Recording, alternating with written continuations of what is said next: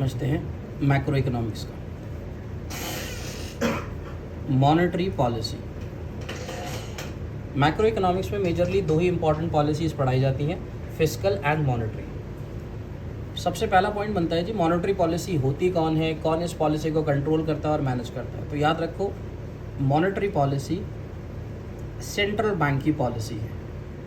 It is manage and control by central bank. Central bank ने ये policy क्यों बनाई है? सेंट्रल बैंक ने ये पॉलिसी बनाई है इन्फ्लेशन और डिफ्लेशन को कंट्रोल करने के लिए, to control inflation and deflation. और इन्फ्लेशन डिफ्लेशन क्या होता है? ये इकोनॉमी में अनस्टेबिलिटी होती है, यानी प्राइसेस का बहुत बढ़ना और प्राइसेस का बहुत कम होना। यहाँ प्राइसेस का बढ़ना क्यों होता है? क्योंकि एग्रीगेट डिमांड बहुत ज़्यादा हो जाती है। और डिफ्लेशन क्यों होता है? क्योंकि एग्रीगेट डिमांड बहुत कम हो जाती है। इन दोनों चीज़ों को स्टेबल करने के लिए सेंट्रल बैंक ने अपनी मॉनेटरी पॉलिसी बनाई, जिसके अंदर central bank volume and direction of credit को चेंज करता है। Volume and direction of credit को क्या करता है? चेंज, अपनी पॉलिसी के टूल्स के थ्रू। ठीक है जी।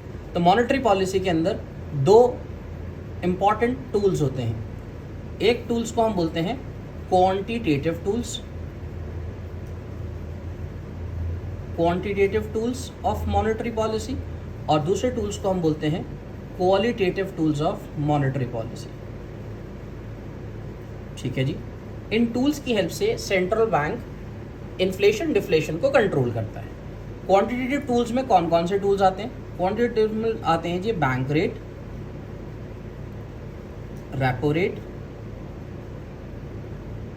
रिवर्स रेपो रेट,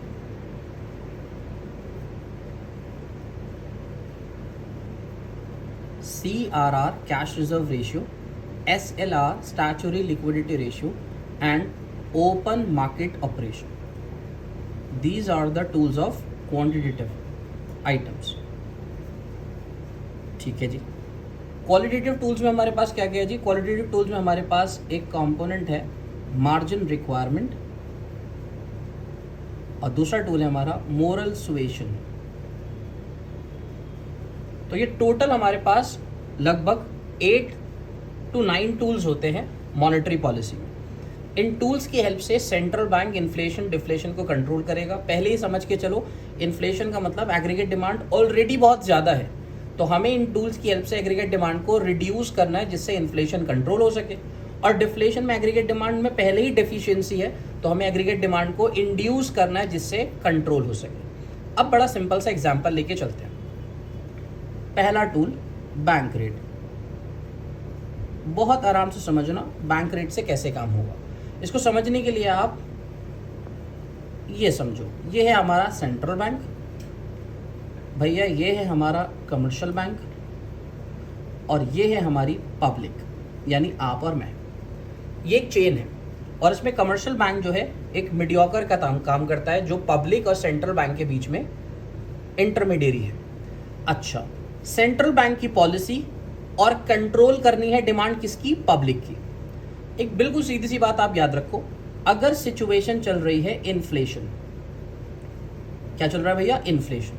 तो इन्फ्लेशन का मतलब मैंने आपको क्या बोला? पहले ही एग्रीगेट डिमांड ज्यादा है, तो मुझे क्या करना है? मुझे एग्रीगेट डिमांड को रिड्यूस करना है, अगर मुझे इन्फ्लेशन को कंट्रोल करना है। अच्छा, और आप जानते हो डिमांड तभी रिड्यूस होती है जब लोगों की परचेजिंग पावर कम होती है, और लोगों की परचेजिंग पावर तभी कम होगी जब लोगों को लोन कम दिया जाएगा। अब इस बात को समझने के लिए आप बड़े ध्यान समझो। सेंट्रल बैंक पब्लिक को लोन चाहिए, तो कमर्शियल बैंक पब्लिक को लोन देता है। क्या चार्ज करता है जी? इंटरेस्ट। उसको क्या बोलती हो? Market rate of interest. ठीक है सर।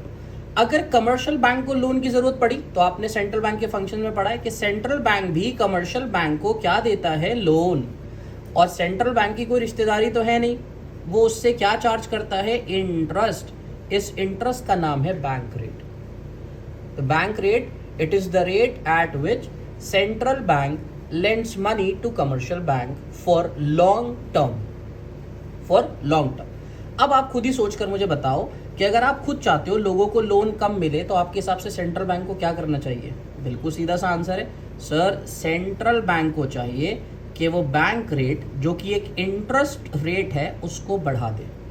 अगर वो बैंक रेट बढ़ाएगा तो होगा क्या, बैंक रेट बढ़ाएगा तो commercial bank will borrow less money from central bank. अगर कमर्शियल बैंक कम बोरो करेगा तो क्या होगा, पब्लिक की बोरोइंग्स कम हो जाएंगी, पब्लिक की बोरोइंग्स कम।